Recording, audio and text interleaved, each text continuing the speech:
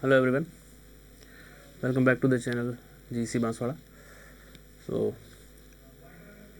last lecture we have started transient analysis in the new course that is circuit analysis. तो transient analysis में जो कल हमने discuss किया वो बेसिक इंडक्टर और कैपेसिटर कैसे बिहेव करेंगे, तो इनिशियल कंडीशंस आप कैसे फाइंड करेंगे, ठीक है, ये हमने डिस्कस किया कल के लेक्चर में. कल एक क्वेश्चन भी किया था हमने जिसमें कुछ इस तरह के इनिशियल या फाइनल वैल्यूज़ जो है वो फाइंड करने को आपको आ सकती हैं. कल वो प्रॉब्लम हमारा पूरा हुआ. एक क्वेश्चन हमने और लिख रखा था आज के लिए डिस्कस करने के लिए. इसके बाद फिर हम अपने रिस्पॉन्सेस पे चलेंगे कि सोर्स जो हमने स्टार्टिंग में अपना एक फ्लो बनाया था कि सोर्स फ्री आरसी सर्किट का रिस्पॉन्स कैसा होगा, सोर्स फ्री आरएल सर्किट का रिस्पॉन्स कैसा होगा.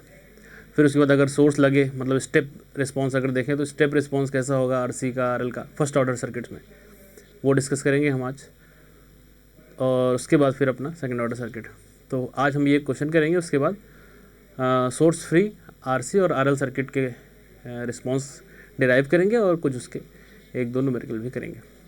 ठीक है, चलिए पहले इसको करते हैं. ओके, तो उसी तरह का क्वेश्चन है. हाँ, इसमें एक मैंने ये क्वेश्चन इसलिए लिया, मैंने आपको बोला था कि स्विचिंग किस तरह की हो जाए, या तो स्विच ऑपरेट हो या फिर इनपुट चेंज हो. इनपुट इस तरह का हो कि वो एक सर्टेन टाइम ड्यूरेशन के लिए अलग बिहेव कर रहा हो और सर्टेन टाइम ड्यूरेशन के लिए अलग बिहेव कर रहा हो, तो वो भी एक पूरा सर्किट एक उसमें स्विचिंग का ऑपरेशन जैसा ही रहेगा. जैसे कि यहाँ पे आप देखेंगे इनपुट है 3 UT का मतलब UT है स्टेप इनपुट. स्टेप इनपुट कैसा होता है, मैं इधर बना देता हूँ. टी के रिस्पेक्ट में जो UT है वो कुछ इस तरह का होता है.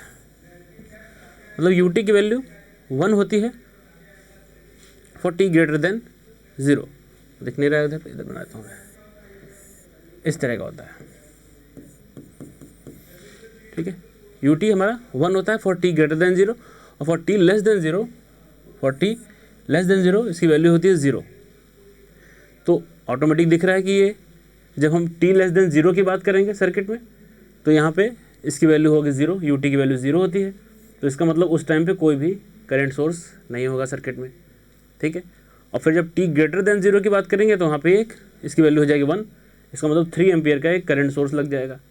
तो ऑटोमेटिक जब टाइम 0 के पहले और बाद में सर्किट हमारा चेंज हो रहा है तो वो एक तरह से समझिए आप स्विचिंग जैसा ही काम है, क्योंकि बिहेवियर पहले अलग है t लेस देन 0 पे और t ग्रेटर देन 0 पे मामला अलग है, ठीक है. चलिए इसको देखते हैं.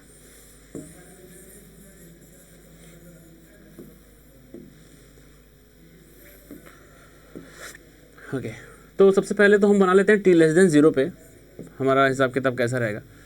t लेस देन 0 पे आपके पास कोई भी यहाँ पे सोर्स नहीं है क्योंकि UT की वैल्यू होगी 0. तो आपके सर्किट में सिर्फ ये रजिस्टर रहेगा इधर इस तरह से, ये 4 ओम का रजिस्टर रहेगा, ठीक है. और आपको कल भी हमने डिस्कस किया था t लेस देन 0 पे हम ऐसा मान के चलेंगे कि सर्किट फाइनली सेटल है, स्टडी स्टेट में. क्यों? -इन्फिनिटी से 0 तक की सिचुएशन है वो. तो इसका मतलब capacitor as a open circuit रहने वाला है आपका, ठीक है. और inductor as a short circuit काम करने वाला है, ये इस तरह से इंडक्टर शॉर्ट कैपेसिटर ओपन, ये ठीक है 20 वोल्ट. तो ये इस सर्किट से आपको क्या निकालना है, इस सर्किट से आपको निकालना है कि इंडक्टर में जो करंट थी I0 माइनस और कैपेसिटर के अक्रॉस जो वोल्टेज है VC0 माइनस वो कितना है, ठीक है. t लेस देन 0 वाले सर्किट से हमको यही निकालना होता है कि IL0 माइनस कितना है और VC0 माइनस कितना है. जितना भी होगा सर्किट t ग्रेटर देन 0 पे अगर हम देखेंगे जस्ट 0 प्लस पे वो वैल्यू सेम रहेगी, क्योंकि सडन चेंज एक्सेप्टेड नहीं है इंडक्टर के करंट में भी और कैपेसिटर के वोल्टेज में भी, ठीक है.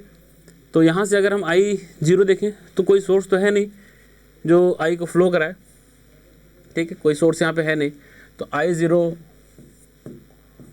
माइनस जो है वो आपका 0 रहने वाला है और यही होने वाला है I0 प्लस भी, ठीक है. वोल्टेज की बात करें VC0, तो आप अगर इसमें KVL लगा देते हैं, मान लीजिए ये प्लस माइनस है, ठीक है, तो प्लस VC और प्लस 20 इज इक्वल टू 0। तो यहाँ से आपको सीधे सीधे दिख रहा है कि VC0 माइनस इज 20 वोल्ट, यही आपका होने वाला है VC0 प्लस भी, ठीक है। देखते चलेंगे, I0 हो गया, VC0 हो गया, VR0 बचा है। तो हमको पता है कि जो हम वो एजम्पशन कर रहे हैं कि जीरो माइनस पे जो चीज़ें थी वो चेंज ना हो, वो दो ही क्वांटिटी ऐसी है, एक तो इंडक्टर में करंट और कैपेसिटर में वोल्टेज। रजिस्टर के क्रॉस वोल्टेज पे हम ऐसा कुछ कमेंट नहीं कर सकते कि पहले जो था वही ऐसा रहेगा, तो यहाँ से हम उसको फाइंड नहीं करेंगे। वहाँ कैसे करेंगे, जब t ग्रेटर देन 0 पे आपका सर्किट बदल चुका है, चेंज हो चुका है, वहाँ से हम इसको एसेस करेंगे, ठीक है।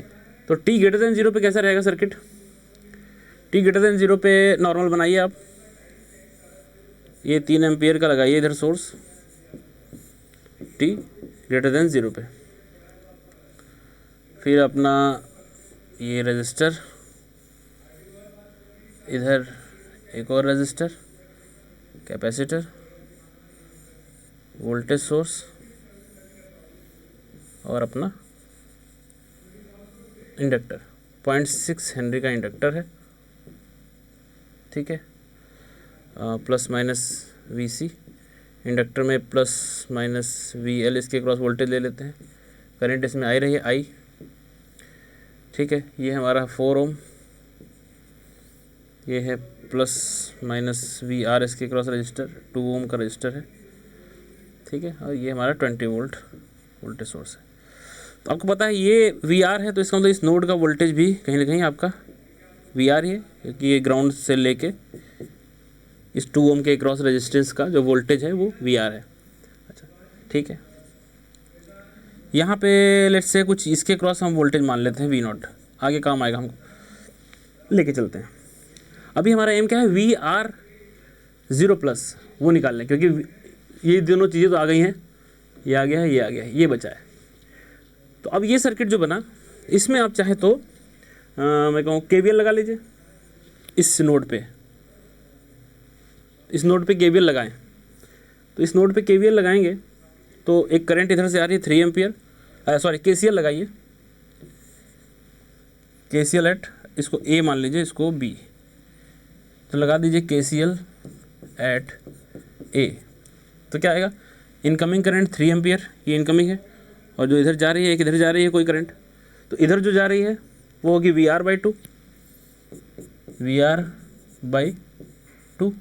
प्लस जो इधर जा रही है वो होगी V0/2। ये पोटेंशियल डिफरेंस लिखते हैं आप, VR माइनस समथिंग, लेकिन ये जो भी पोटेंशियल डिफरेंस है वो दिया हुआ है V0, अगर तो V0/4 हम सीधे लिख सकते हैं, V0/4, इस तरह से करेक्ट है। एक इक्वेशन लेके चलिए, इसको लीजिए इक्वेशन 1 मान लीजिए, ओके। अच्छा, अब क्या करते हैं, हमारा एम है कि ये VR चाहिए, लेकिन यहाँ से आपने देखा कि V0 और आ गया। अगर मैं 0 वाली कंडीशन लगा लेता हूँ, VR0 प्लस V0 प्लस, तो V0 प्लस भी हमको पता नहीं है, तो यहाँ से VR डायरेक्ट नहीं आएगा, तो V0 प्लस पहले और मिल जाए, वो कैसे मिल जाए, उसके लिए आप इसमें लगा दीजिए, इस लूप में KVL लगा दीजिए सेंट्रल लूप में।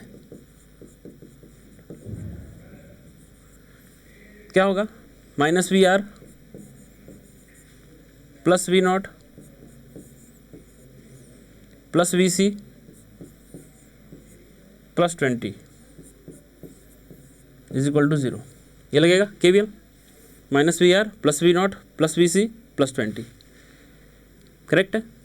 अच्छा, VC आपने निकाल चुका है, अगर आप 0 प्लस वाली वैल्यू लेते हैं, अगर ये सारा कुछ 0 प्लस पे देखते हैं, तो VC 0 प्लस आपके पास है -20 वोल्ट, ठीक है। तो ये अगर सब 0 प्लस में लेते हैं, VR 0 प्लस इनिशियल ले लेते हैं, plus V0 0 plus plus VC 0 plus plus 20 is equal to 0।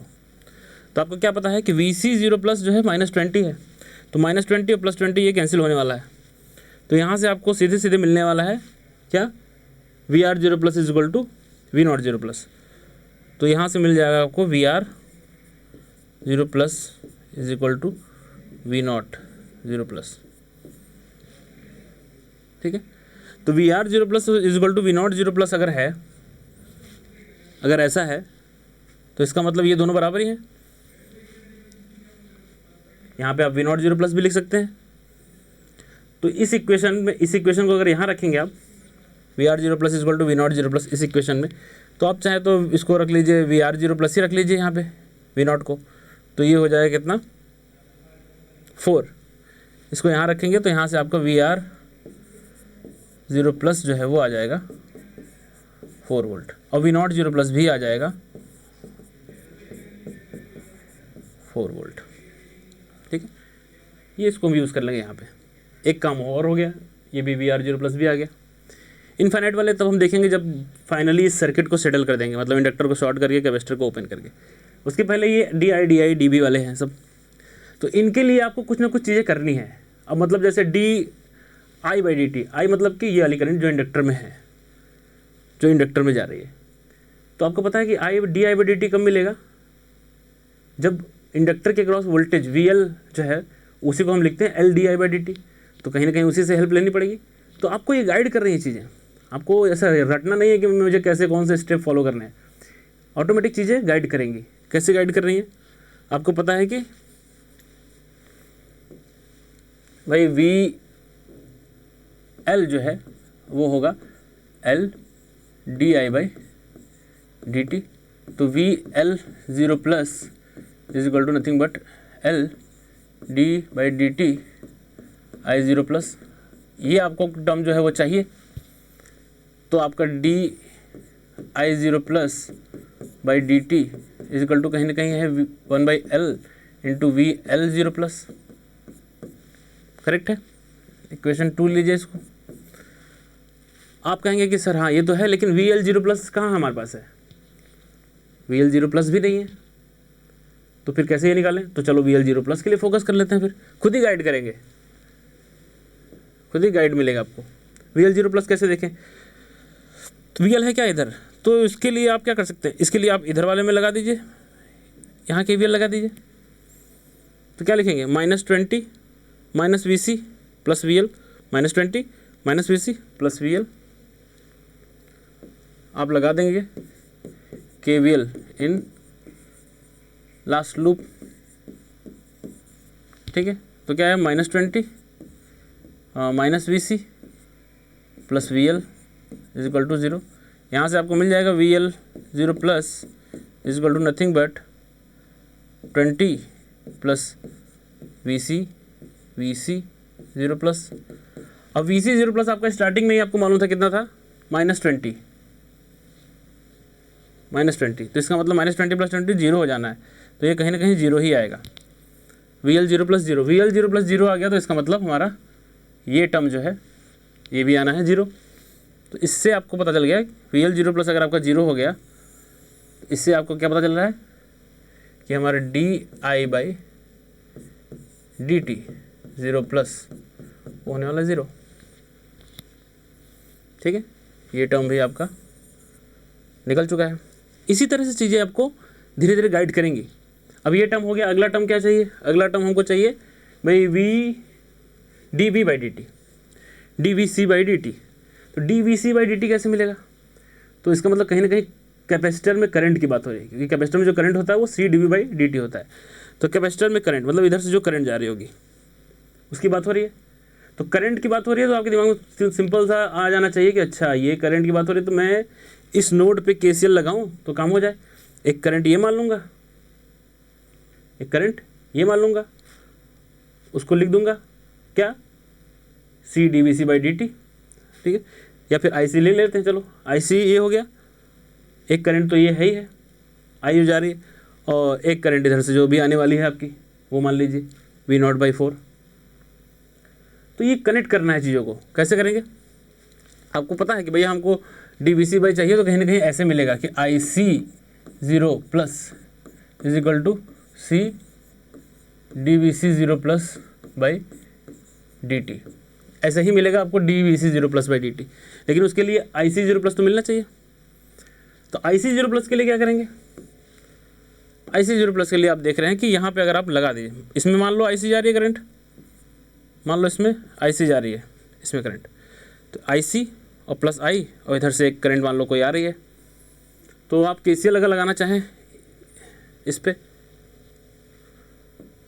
लिख दीजिए KCL एट B, तो V0/4 करंट आ रही है, जाने वाली है IC0+ लिख देता हूँ मैं, और एक है I0+ जो इंडक्टर में जा रही है, ठीक है, इसको भी 0+ लिख देते हैं, ठीक है। अब आपको V0 तो पता ही था, आया है 4 पिछले में, तो 4/4 1 हो गया, I0+ आपको पता है 0 था, तो IC0+ यहाँ से क्या हो गया, IC0+ हो गया 1, IC0+ 1 हो गया, इसको यहाँ यूज़ कर लीजिए, तो dVC0+/dt इज इक्वल टू क्या हो जाएगा, IC0+ डिवाइड बाई C, तो 1/C, C की वैल्यू कुछ दी हुई होगी, C की वैल्यू है पॉइंट कितनी 1/2 फैरेड, तो ठीक है 1/2 फैरेड हो गया,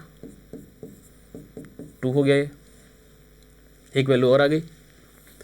इसी तरह से आपको करना है, dVR/dt चाहिए, तो इसका मतलब कहीं ना कहीं आपको VR को इंक्लूड करना है, तो उसमें सिंपल क्या करिए, उसमें सिंपल आप क्या करिए, ये है VR को इंक्लूड करने के लिए ये VR है, इसके क्रॉस वोल्टेज, तो क्या करिए आप सीधे KVL लगा दीजिए, लिखिए -VR plus V0, -VR plus V0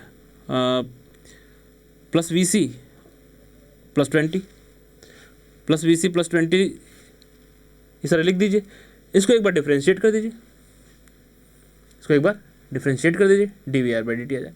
तो स्टेप बाय स्टेप चलना है, कुछ भी नहीं है ऐसे, इसमें कुछ ज़्यादा नहीं है, इनिशियल वैल्यू का हिसाब किताब आपको पता है, एक बार आपने करंट, इंडक्टर में करंट और कैपेसिटर के क्रॉस वोल्टेज पहले वाले सर्किट से निकाल लिया, मतलब स्विचिंग के पहले, उसके बाद उसी की हेल्प से कैसे कैसे क्या चीज़ें निकलेंगी वो आपको खुद ही गाइड होगा कि हमें क्या निकालना है, उसके लिए मैं क्या करूँ। तो आपको याद करने रटने की ज़रूरत नहीं है, भाई मुझे ये चाहिए अभी VC चाहिए या फिर dVC/dt चाहिए, तो कहीं ना कहीं कैपेसिटर की करंट की बात हो रही है, dI/dt चाहिए, इसका मतलब इंडक्टर के क्रॉस वोल्टेज की बात हो रही है, तो वो हमें कहाँ से मिले आपको देख के पता चल जाएगा, मुझे कहाँ KVL लगाना है, कहाँ KCL लगाना है। तो ये सारी चीज़ें आपको प्रैक्टिस से आएंगी, क्वेश्चन जितना लगाएंगे आपको आइडिया लगता जाएगा मुझे कहाँ से क्या चीज़ें पिक करनी है, ठीक है।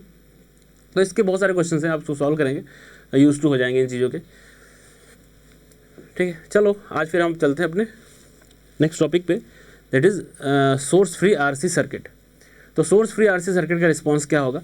सोर्स फ्री सर्किट का मतलब कैसा है कि मान लो स्विचिंग के पहले कुछ भी रहा हो, सर्किट कैसा भी रहा हो, स्विचिंग के बाद t>0 पे सर्किट में कोई सोर्स नहीं है। तो अगर मान लें कि स्विचिंग से पहले कैपेसिटर जो है वो चार्ज था, जो भी सर्किट रहा उसमें ऐसा कुछ रहा कि V0- अगर VC0- का हो तो वो कुछ वोल्ट था, V0 वोल्ट मान लो, तो जस्ट स्विचिंग के बाद भी V0 होगा। तो वो चीज़ हम अगर मान लेते हैं कि अज्यूम कैपेसिटर जो है वो आपका इनिशियली चार्ज्ड है, कुछ वोल्टेज मान लीजिए with let's say V0 volt, ठीक है। मतलब स्विच जब ऑपरेट हुआ अब भी कैपेसिटर का वोल्टेज V0 है, इनिशियल वोल्टेज, जिसको आप बोल सकते हैं VC0+, क्योंकि VC0- V0 था, ऐसा मान के एज्यूम करके चल रहे हैं। तो अभी हमारा सारा एनालिसिस क्या है, स्विचिंग ऑपरेट होने के बाद t>0 पे सर्किट में कोई भी सोर्स नहीं है, आप देख रहे हैं t>0 पे हमारा मान लो ये सर्किट बना, उसके पहले कैसा भी होगा उसका काम खाली क्या है, सिर्फ इनिशियल वैल्यू निकालने का काम है। बाकी जो रिस्पांस आपको t>0 पे चाहिए उसके लिए आपको यही सर्किट फॉलो करना है जो स्विच ऑपरेट होने के बाद है, ओके, ठीक है। सर्किट है हमारे पास, ये कोई भी सोर्स नहीं है, और ये भी मालूम है कि कैपेसिटर इनिशियली कुछ V0 वोल्ट से चार्ज है, क्लियर। अच्छा, अब हमको अगर रिस्पांस मतलब क्या है, रिस्पांस मतलब होता है कैपेसिटर के अक्रॉस वोल्टेज, कैपेसिटर के अक्रॉस वोल्टेज तो हम करते हैं फॉलो। तो इसका मतलब आपको एक फंक्शन बताना है VT का फंक्शन बताना है। तो कैपेसिटर अगर चार्ज है पहले, तो अगर इसमें अब सोर्स नहीं है तो क्या होगा, कैपेसिटर डिस्चार्ज होगा, कैपेसिटर किसी रेट से, किसी टाइम कांस्टेंट से सर्किट में डिस्चार्ज होगा। तो वही जिस तरह का रिस्पांस होगा उसको हम नेचुरल रिस्पांस बोलते हैं, सोर्स फ्री रिस्पांस, वही आपको रिस्पॉन्स, वो आपको फंक्शन मिलना चाहिए, V T is equal to what, T के टर्म में कुछ एक फंक्शन मिलना चाहिए, वही हमको डिराइव करना है। ये आपको डेरिवेशन भी एग्जाम में कई बार आ जाता है, ठीक है। तो उसके लिए भी आपको डेरिवेशन याद नहीं करना है, आपको पता होना चाहिए एम क्या है। एम क्या है कि ये कैपेसिटर के क्रॉस जो वोल्टेज है इसका हमको फंक्शन निकालना है वी टी का, किस तरह से, किस फंक्शन, किस रेट से वो डिस्चार्ज कैपेसिटर हो रहा है। तो उसके लिए आप क्या करेंगे, कैपेसिटर के क्रॉस वोल्टेज, वोल्टेज का अगर बात करेंगे तो वोल्टेज आपको कब मिलता है, D V by D T. D V by D T अगर है उसका इंटीग्रेट करेंगे फंक्शन मिलेगा, ये आइडिया दिमाग में क्लिक करना चाहिए। तो आपको पता है D V by D T कब मिलता है, हम बार बार डिस्कस कर रहे हैं कि जब कैपेसिटर के थ्रू करंट की बात करते हैं, कैपेसिटर में करंट होती है C D V by D T, तब हमको पता चलना है कि इसमें है तो दिख तो लूप रहा है, लेकिन हम इसको नोड लेके KCL भी लगा सकते हैं यहाँ बीच में नोड लेके। तो कब KCL लगाना है, कब KVL लगाना है, इसको याद करने की जरूरत नहीं है, वो आपके एम पे डिपेंड करता है। तो कैपेसिटर के क्रॉस वोल्टेज हमारा अभी कंसर्न है, वो वोल्टेज का ही फंक्शन बताना है। तो D V by D T कहीं यूज़ में लेना पड़ेगा हमको। तो D V by D T use लेना है तो इसका मतलब वो करंट की तरफ जाना है, करंट की तरफ जाना है तो आप KCL लगा दीजिए यहाँ पे सीधे इस नोड पे, एक करंट इधर मान लीजिए एक इधर, तो KCL लगाएंगे तो आपको मिल जाएगा क्या, IR plus IC is equal to 0। IR को आप लिख सकते, ये V अगर वोल्टेज है तो मतलब इस नोड का वोल्टेज V ही है, कैपेसिटर के क्रॉस जो वोल्टेज है वही इसके क्रॉस वोल्टेज है, एग्जैक्टली पैरेलल में है दोनों। तो IR को आप लिख सकते हैं VR divide by R, and या VR लिखिए या V लिखिए, एक ही बात है, एक ही वोल्टेज है V, मैं V ही लिख के चलता हूँ, V के टर्म में ही हमको फंक्शन बनाना है। तो V by R plus IC को हम लिख सकते हैं क्या, C D V by D T, ये आपको पता है, इज इक्वल टू 0, करेक्ट। अब जैसे डिफरेंशियल इक्वेशन सॉल्व करते हैं सिंपल फर्स्ट ऑर्डर का, वैसे सॉल्व कर लेंगे, बड़ी मुश्किल बात नहीं है। आप इसको उधर लेके जाइए, C D V by D T is equal to minus V by R, D T को उधर ले जाइए, वी को इधर लाइए, सी को भी चाहिए उधर ले जाइए, तो D V by V is equal to minus 1 by R C into D T. यहाँ पहुँच गए, इसके बाद इंटीग्रेट कर दीजिए।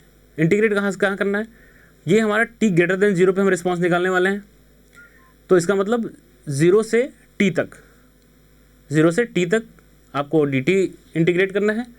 और इसकी लिमिट क्या रखनी है, इसकी लिमिट कुछ इनिशियल वैल्यू से अगर चार्ज है, लेट से इसमें हमने एज्यूम कर लिया V0 से वो चार्ज है, V0 वैल्यू इसकी वोल्टेज कैपेसिटर के क्रॉस था इनिशियली स्विचिंग के टाइम पे, तो वहाँ से लेके कुछ v तक जो भी फंक्शन है हमारा, तो आप कर लीजिए इंटीग्रेट, इसको इंटीग्रेट करिए इसको कहाँ से, V0 से लेके v तक, और इसको इंटीग्रेट कर लीजिए 1/r से तो कांस्टेंट है, dt को इंटीग्रेट कर लीजिए 0 से लेके कुछ t तक।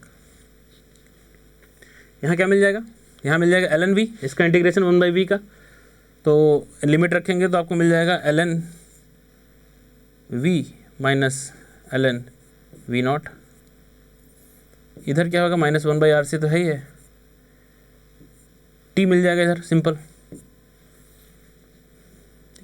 यहाँ ये हो जाएगा ln v by v0 is equal to minus 1/r C into T.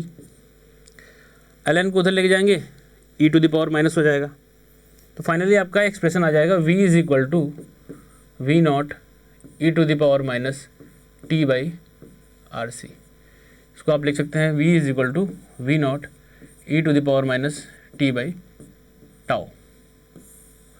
Tau आपका, टाउ जो है वो आपका टाइम कांस्टेंट होगा, टाउ जो है वो टाइम कांस्टेंट आरसी सर्किट के लिए होता है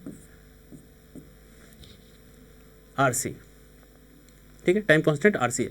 तो इस तरह के जब न्यूमेरिकल करेंगे तो आपका सीधे एक फोकस होगा, एक तो क्योंकि रिस्पांस कैसा आया, रिस्पांस आप देख रहे हैं v is equal to v0 e to the power minus T by tau, तो सिर्फ दो चीज़ें आपको पता हो, एक v0 इनिशियल जो वैल्यू थी, जो चार्ज था कैपेसिटर जिस वोल्टेज से वो, और एक सर्किट का टाइम कांस्टेंट। अगर दो चीज़ें पता है आपको तो सोर्स फ्री आरसी सर्किट का आप रिस्पांस सीधे लिख सकते हैं ऐसे कि भाई इस तरह का फंक्शन मिलेगा हमको वी का, v0 is equal to v0 into E to the power minus T by tau, ठीक है। इसका रिस्पांस बनाएंगे आपको कैसा मिलेगा, इसका रिस्पांस बनाएंगे तो इस तरह का मिलेगा, कुछ इनिशियली चार्ज था वो v का रिस्पांस t के रिस्पेक्ट में बनाएंगे तो इनिशियली कुछ चार्ज था लेट से v0 वैल्यू से, और उसके बाद वो डीके हो रहा है e to the power minus T by tau, decay हो रहा है, फाइनल कहाँ पहुँचेगा टी को इन्फिनिटी रख देंगे, e⁻∞ होता है 0, तो फाइनली वो यहाँ से डीके होके पहुँचने वाला है 0 ही। इसका टाइम कांस्टेंट कितना होगा? टाइम कांस्टेंट अगर आप डिफाइन करना चाहें तो टी की जगह पर टाउ रख देंगे, e⁻⁻1 मतलब 1/e। 1/e की वैल्यू आपकी होती है कुछ 36 पॉइंट समथिंग, ठीक है। तो इसका मतलब 0.36 36%। तो इसका मतलब इनिशियल वैल्यू का 0.36%, जो इनिशियल वैल्यू है उसका 0.36% जब जाएगा जिस टाइम पे, यही आपका टाइम कांस्टेंट है, ठीक है। तो टाइम कांस्टेंट डिफाइन करने को इस तरह का फंक्शन का होगा, तो वो क्या होगा, इनिशियल वैल्यू का जितने टाइम में वो अपने इनिशियल वैल्यू का 0.36% डिक्रीज हो जाए, वही टाइम हमारा होता है टाइम कांस्टेंट, ठीक है। क्वेश्चन जब करने जाएंगे तो हमारा सीधे एक एम होगा कि पहले तो टाइम कांस्टेंट निकालें सर्किट का। कौन से सर्किट का? जो स्विच ऑपरेट होने के बाद बना हुआ है, जैसे यहाँ हमारा ये था। तो टाइम कांस्टेंट निकालने के लिए दो चीज़ें चाहिए होती हैं, एक तो कैपेसिटर, कितना कैपेसिटेंस है C, और इक्विवेलेंट रेजिस्टेंस कितना है उस कैपेसिटर के अक्रॉस। तो RC हम निकाल लेंगे तो वो हमारा टाइम कांस्टेंट हो जाएगा, और इनिशियल वैल्यू चाहिए V0। रिस्पॉन्स सीधे लिख देंगे, ये रिस्पॉन्स लिखने को आएगा क्वेश्चन में, ठीक है। एक न्यूमेरिकल लेते हैं, इजीली समझ जाएंगे। तो आपको डिराइव कैसे करना है, सिंपली ये मेथड है। अगर डिराइव करने के लिए आ गया यूनिवर्सिटी एग्जाम में, आराम से डिराइव कर देंगे, कुछ याद करने रटने की जरूरत नहीं है, लॉजिक समझ के चलिए क्या करने जा रहे हैं, हम आराम से कर लेंगे। चलिए एक क्वेश्चन ये लेते हैं। यहाँ पे एक सर्किट बना हुआ है, स्विच, ये सर्किट देख के आपको पता लग रहा होगा स्विच पहले क्लोज था, एट t=0 पे इसको ओपन किया गया है, ठीक है। तो इसका मतलब ये स्विच बना हुआ है, इसका मतलब इनिशियली पहले वाले में तो हमने जो डिराइव किया मान लिया था कि कैपेसिटर चार्ज था V0 से। यहाँ हमको मान के नहीं चलना है, हमको निकालना पड़ेगा। कैसे निकालना पड़ेगा? जैसे स्विच ऑपरेट होने से पहले कैसा सर्किट था उसके बेस पे निकाल लेंगे। तो सबसे पहले इनिशियल वैल्यू पे फोकस करना है, क्योंकि आपको रिस्पॉन्स पता है। आपने देखा कि भाई स्विच ऑपरेट होने के बाद सर्किट कैसा बनने वाला है। स्विच ऑपरेट होगा, स्विच उठ गया, सोर्स हट गया, आपके पास सिर्फ ये बचेगा। तो इसका मतलब कोई भी सोर्स नहीं बचेगा, सोर्स फ्री सर्किट है। आपने देखा स्विच ऑपरेट होने के बाद सर्किट सोर्स फ्री है, आपको आंख मूंद के सीधे VT पूछा है, VT का रिस्पॉन्स लिख देना है भाई VT = nothing but V0 e⁻t/τ। आपको पता है first order RC source free circuit का रिस्पॉन्स ऐसा है। जब ये लिख देंगे तो आपके पास दो एम हो जाएंगे, एक तो ये V0 निकालना है भाई, इनिशियली कितना चार्ज था कैपेसिटर, और दूसरा आपको टाइम कांस्टेंट निकालना है कि t>0 पे जो सर्किट बनेगा स्विच ऑपरेट होने के बाद उसमें R और C क्या है। तो RC जो है हमारा टाइम कांस्टेंट हो जाएगा।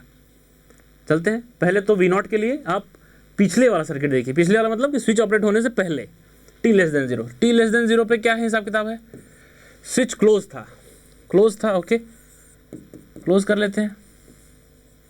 स्विच क्लोज था इस तरह से। अब चूंकि सर्किट था स्टडी स्टेट में, जो कि -∞ से 0- तक था, ये ओपन कर लेते हैं। 9 ओम, 1 ओम, 3 ओम, 20 वोल्ट, ठीक है। अब यही वोल्टेज है V0-, t<0 की बात कर रहे हैं, V0- सेटल हो चुका है 0- तक सर्किट। तो यही इसके अक्रॉस वोल्टेज चाहिए हमको। कोई बड़ी बात नहीं, एक ही लूप है, इधर तो कोई करंट जाएगी नहीं, ओपन सर्किट है। तो एक ही करंट इसी में जाएगी, जो जाएगी वो कितनी जाएगी, इसमें जो करंट जाएगी वो जाएगी 20/12। ये करंट जो है I है 20/12, ठीक है। और इसके क्रॉस जो वोल्टेज हम निकालने वाले हैं वो क्या है, वो जो इसके क्रॉस वोल्टेज होगा, इसके क्रॉस वही तो है, क्योंकि यहाँ तो कोई ड्रॉप है नहीं, यहाँ कोई करंट है नहीं, तो जो यहाँ वोल्टेज होगा यही वोल्टेज ये है, सिंपल। तो इसके क्रॉस वोल्टेज तो यही होगा जो इसमें करंट जा रही है, जो इसका रेजिस्टेंस है, करंट जा रही है I, रेजिस्टेंस 9। तो V0- जो है वो आपका आ गया नथिंग बट 9 × 20/12, 9 चौक 12, 4 × 5 = 15, ये आपका आ गया 15 वोल्ट। क्लियर है? एक काम हो गया। क्यों हो गया? आपका ये V0- है, लेकिन आपको पता है कि जब स्विच ऑपरेट कर देंगे तो जो V0+ होगा, जिसको हम जो यहाँ लिख रहे हैं, जो हम लिखते हैं, ये बेसिकली क्या है, ये इनिशियल वैल्यू है V0+। तो आपको पता है कैपेसिटर के क्रॉस वोल्टेज सडन चेंज होगा नहीं, तो जो V0- है यही हमारा V0 प्लस भी है 15। तो ये एक काम हो गया है। दूसरा काम है टाइम कांस्टेंट। टाइम कांस्टेंट के लिए पहले सर्किट आप बना लीजिए, t ग्रेटर देन 0 पे कैसा बनेगा। t ग्रेटर देन 0 पे स्विच ऑपरेट हो चुका है, ओपन हो चुका है, सर्किट में सिर्फ ये रजिस्टर बचे हैं और एक आपका ये कैपेसिटर बचा है। 20 मिली फैरेड का कैपेसिटर है, रजिस्टर है 1 और 9। ठीक है, तो टाइम कांस्टेंट पे फोकस करना है। टाइम कांस्टेंट होता है आरसी, सी तो मालूम है 20 मिली फैरेड। आर क्या होगा, आर हमेशा आप देखिए इसके इस टर्मिनल पे, कैपेसिटर के टर्मिनल पे इक्विवेलेंट रेजिस्टेंस। तो इसको आप अगर टर्मिनल देखेंगे, इसको ओपन करेंगे तो कितना रेजिस्टेंस टोटल आ रहा है। जैसे इक्विवेलेंट रेजिस्टेंस निकालते थे थेवेनिन नॉर्टन थ्योरम में, वो सेम चीज़ करनी है। टर्मिनल कौन रहेगा, जहाँ पे कैपेसिटर है आपका, कैपेसिटर हटाएंगे तो इस टर्मिनल पे देख रहे हैं क्या रेजिस्टेंस है टोटल, 9 और एक सीरीज़ में है, तो टोटल रेजिस्टेंस है 10। तो यहाँ से रेजिस्टेंस आपका हो गया 10 ओम, और सी जो है वो आपको दिया है 20 मिली फैरेड। तो टाइम कांस्टेंट कितना हो गया, आर सी, मतलब 10 20 मिली है तो 10⁻³ 10 20 हो गया 200, और पॉइंट डिवाइड बाई 1000 करेंगे तो 0.2 हो जाएगा। ये आ गया 0.2। बस कुछ नहीं, हाँ लिख दिया आपने सीधे। वी नॉट निकाल चुके हैं 15 e⁻t/0.2 टाइम कांस्टेंट। या फिर इसको आप फर्दर लिख सकते हैं कि Vt = 15.25 हो जाएगा e⁻⁵t। रिस्पॉन्स आ गया आपका। बहुत सिंपल क्वेश्चन आते हैं, बहुत सिंपल क्वेश्चन होते हैं ये।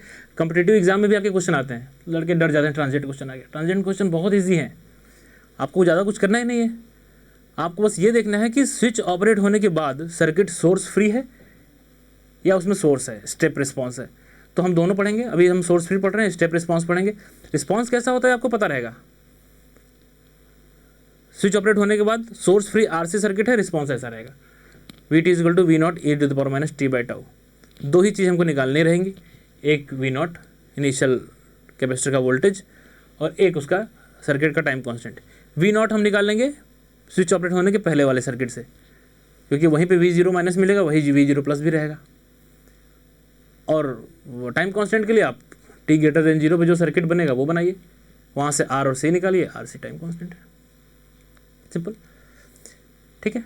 बहुत सारे क्वेश्चन है इसमें, करेंगे प्रैक्टिस, बाकी हम डिस्कस करेंगे बाद में। इसी तरह से अगला source free RL circuit. Source free RL circuit में आपको क्या निकालना है।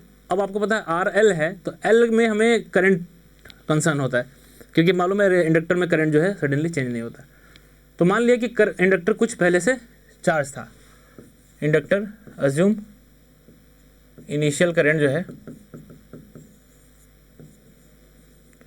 Initial current in inductor is let's say I0 current कुछ थी, ठीक है। स्विच ऑपरेट हुआ उससे पहले कुछ करंट थी, वही अभी स्विच के बाद भी रहेगी। इनिशियल करंट स्टोर है I0। उसके बाद हमको I का रिस्पॉन्स निकालना है कि इंडक्टर में जो करंट है I, लेट्स से ये करंट I है, ये करंट I है, I का रिस्पॉन्स हमको निकालना है। यही सब में जा रही है, इंडक्टर रजिस्टर सब में। तो अब यहाँ I का रिस्पॉन्स निकालना है तो डिफरेंशियल इक्वेशन I के टर्म में बननी चाहिए। फंक्शन निकालना है तो I के टर्म में डिफरेंशियल इक्वेशन बननी चाहिए, क्योंकि I के ही टर्म में फंक्शन लिखना है, कि इंडक्टर में जो है करंट का ही फंक्शन है। तो I का डिफरेंशियल टर्म कैसे बनेगा, di/dt। हमको याद आ रहा है कि LdI/dt एक टर्म होता है, और वो क्या होता है, वो होता है इंडक्टर के क्रॉस वोल्टेज। तो इंडक्टर के क्रॉस वोल्टेज होता है LdI/dt। इसका मतलब कहीं ना कहीं मुझे वोल्टेज की इक्वेशन बनानी है, तो इसका मतलब मुझे KVL लगाना पड़ेगा। ये छोटा जो एक सिंगल लूप है, पिछले बार में हमने KCL लगा दिया था, क्योंकि वहाँ करंट चाहिए था। I = CdV/dt होता है, यहाँ हमको di/dt के हिसाब चाहिए, तो हमको यहाँ सीधे सिंपल KVL लगा देना है। इसमें KVL लगा दीजिए आप,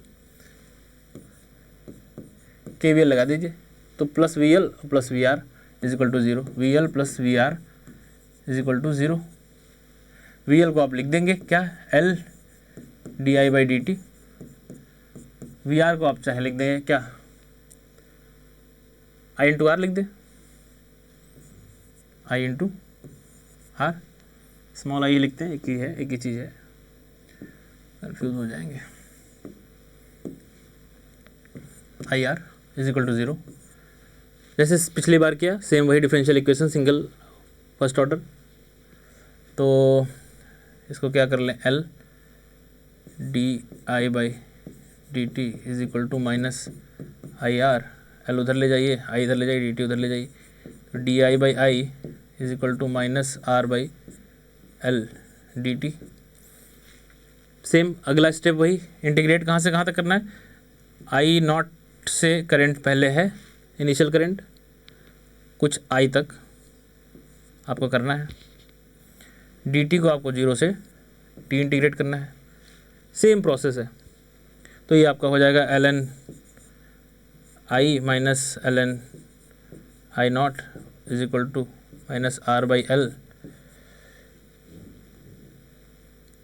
एल इंटू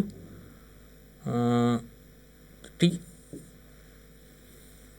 ठीक है, तो फिर वहाँ से वही सारी चीज़ कि L N I by I not आएगा और आपका रिस्पॉन्स आ जाएगा I is equal to I not E to the power minus T into R by L आएगा। इसको आप लिख सकते हैं एल बाई आर। ठीक है, तो इसको फिर से आप लिख सकते हैं I is equal to I not E to the power minus T by tau. Same वैसा ही रिस्पॉन्स है, बस करंट के टर्म में है। दो चीज़ें यहाँ भी हमको मालूम करनी पड़ेंगी। टाइम कांस्टेंट इसका टाउ जो है वो nothing but L by R. तो एल आर सर्किट जो होगा उसका टाइम कांस्टेंट होगा L by R, R C circuit का आर सी। तो यहाँ भी दो चीज़ फाइंड करनी होंगी, एक तो इनिशियल करंट, यहाँ जैसे एज्यूम किया हुआ था सर्किट जो होगा एक्चुअल जो हम क्वेश्चन करेंगे उसमें टी लेस देन 0 पे जैसा भी स्विच ऑपरेट होने से पहले जैसा भी सर्किट होगा वहाँ पे हम फाइनली कितनी करंट इंडक्टर में जा रही होगी वो निकाल लेंगे। आई जीरो माइनस वही आई जीरो प्लस रहेगा, वही हम आई नॉट की तरह यूज़ करेंगे। और टाउ जो टाइम कांस्टेंट है वो L by are.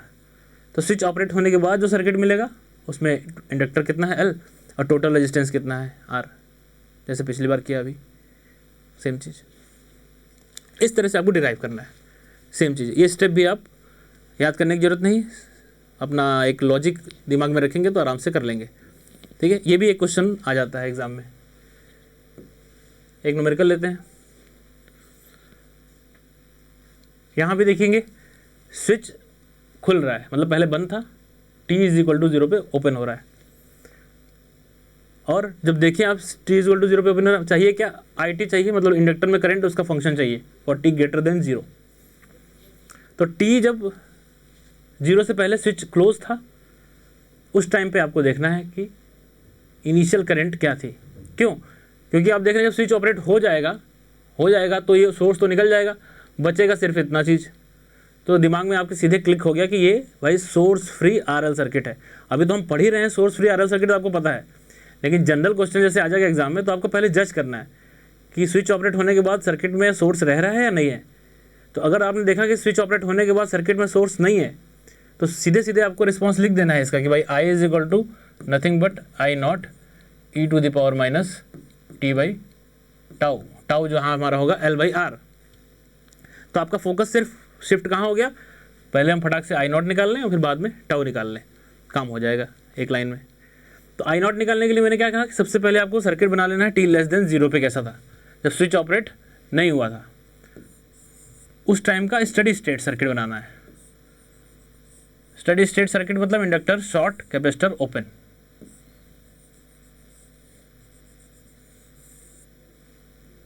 Inductor short और इसी में चाहिए करंट, यही है हमारा I0 माइनस और यही बाद में होगा I0 प्लस। ठीक है, 4 ओम, 16 ओम, 12 ओम, ठीक है, और 2 ओम, 40 वोल्ट। करंट निकालना है, निकाल लेंगे, कोई दिक्कत नहीं है। करंट डिवाइडर लगा लीजिए या जो भी लगाना चाहें। अब ये शॉर्ट सर्किट है, इसका मतलब इस ब्रांच का कोई मतलब नहीं है। शॉर्ट सर्किट के पैरेलल में जो भी ब्रांच आ जाए उसका कोई मतलब है नहीं, क्योंकि current will always follow minimum resistance path. Zero resistance है यहाँ पे, सारा करंट जो इधर से आएगी वो इसमें जाएगी, इधर कुछ नहीं जाएगा। तो इस 16 ओम का कोई मतलब नहीं है। फिलहाल करंट निकालने के लिए बात कर रहा हूँ मैं। तो करंट निकालने के लिए आप देख सकते हैं कितना करंट यहाँ से चलेगी, 12 चौक 48 डिवाइड बाई 12 4 16। इन दोनों का पैरेलल में है ये 12 4, ये क्योंकि है ही नहीं। तो 12 4 पैरेलल में है, 12 4 कॉम्बिनेशन जो पैरेलल कॉम्बिनेशन आएगा 12 × 4 डिवाइड बाई 12 + 4 वो हो जाएगा 3 ओम, और 3 और 2 5 ओम, टोटल 5 है। तो टोटल जो करंट यहाँ से जा रही है आई, मान लें I1 वो है 40/5 दैट इज़ 8 एम्पियर। ठीक है, अब ये 8 एम्पियर बटने वाली है 12 और 4 में। 4 वाले हमारे काम की है जो I0 माइनस है। करंट डिवाइडर लगा दीजिए, I0 minus is equal to source current मतलब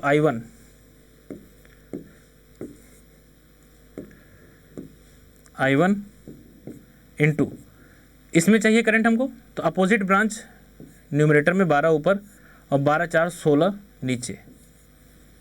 ठीक है, इस तरह से। अब ये I1 आपका कितना 8 था, 8 इंटू 12/16, 8 दूनी 16, 6 एम्पियर I0 माइनस आ गई। इसका मतलब I0 माइनस 6, तो यही है आपका I0 प्लस, जिसको आप यहाँ यूज़ करने वाले हैं I0 को। एक काम तो हो गया। दूसरा काम टाइम कांस्टेंट। टाइम कांस्टेंट के लिए स्विच ऑपरेट हो जाए वो वाला सर्किट बनाइए t > 0 पे। तो कैसा बनेगा, एक 12 ओम है भाई इधर, एक ये 4, एक ये 16 और इधर आपका इंडक्टर। सिंपल ये सर्किट बनेगा, 12 4 16, इंडक्टर की वैल्यू 2 हेनरी। तो टाइम कांस्टेंट आपको पता है, टाइम कांस्टेंट होगा L/R। L आपको पता है 2 हेनरी है, R निकालना है। R हमेशा इसी टर्मिनल पे निकालेंगे जहाँ L है। इस टर्मिनल से इधर की तरफ देखेंगे, इधर की तरफ देखेंगे तो आपको दिखेगा ये 12 4 सीरीज़ में है ये दोनों, और ये दोनों मिलके 16 के साथ पैरेलल में आएंगे। ठीक है, तो R कितना हो जाएगा, R होने वाला है 12 4 ये 16, 16 और 16, 16 × 16 पैरेलल में है 32, ये आपका आ जाएगा 8।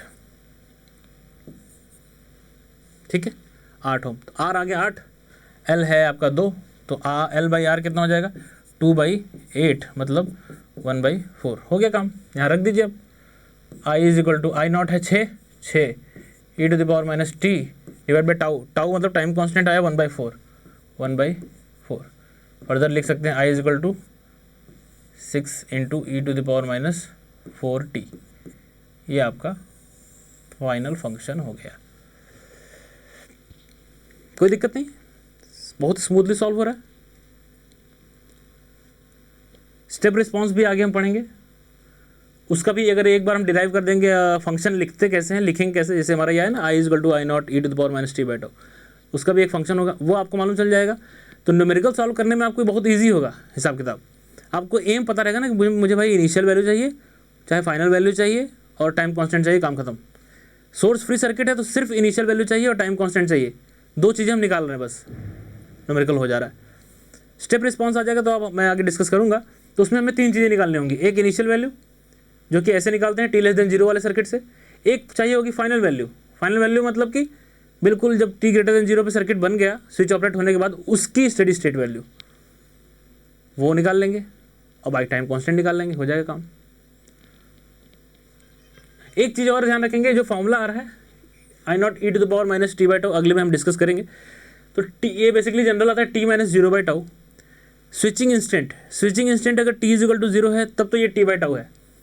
स्विचिंग इंस्टेंट अगर बदल जाए, मतलब कुछ t0 सेकेंड पे हो रहा है, तो यहाँ पे t - t0 divide by tau आएगा। तो अभी तक हमने t/τ लिखा है, तो स्विचिंग इंस्टेंट 0 ही है, t = 0 पे ही स्विच ऑपरेट हो रहा है। कभी t = 1 पे हो तो यहाँ पे e to the power minus t - 1 divide by tau आएगा। आगे क्वेश्चन करेंगे, हम डिस्कस करेंगे नेक्स्ट में। तो नेक्स्ट में हम इसमें करने वाले हैं स्टेप रिस्पॉन्स ऑफ RC और RL सर्किट। ठीक है, उसके बाद फिर अपने सेकंड ऑर्डर पे जाएंगे RLC सर्किट पे। तो बड़े अच्छे क्वेश्चन होते हैं, इसको आप बहुत हैवी मत कर लीजिए। लड़के ट्रांजिएंट को पहले से दिमाग में बना लेते हैं, बहुत मुश्किल है, छोड़ देते हैं इसको। जबकि इसको आप करेंगे फुल मार्क्स देगा आपको, बड़ा इजी वे में आप इसको जो डेरिवेशन आएगा वो भी कर सकते हैं और न्यूमेरिकल भी कर सकते हैं। और इसके क्वेश्चन कॉम्पिटिटिव एग्जाम में भी बहुत ज़्यादा, चाहे गेट हो चाहे कोई सा भी एग्ज़ाम हो, बहुत सिंपल क्वेश्चन आते हैं, आप तुरंत 2 नंबर 1 नंबर जो भी है आपसे ले सकते हैं। तो ये आपको बड़ा अच्छा टॉपिक है, इसको आप लॉजिक से समझ के करेंगे तो बहुत आसानी से हो भी जाएगा, मार्क्स भी देगा आपको। ठीक है, आगे और तरीके हैं इसको करने के, इसी आपके सर्किट एनालिसिस में ही लाप्लास का एप्लीकेशन में भी आता है।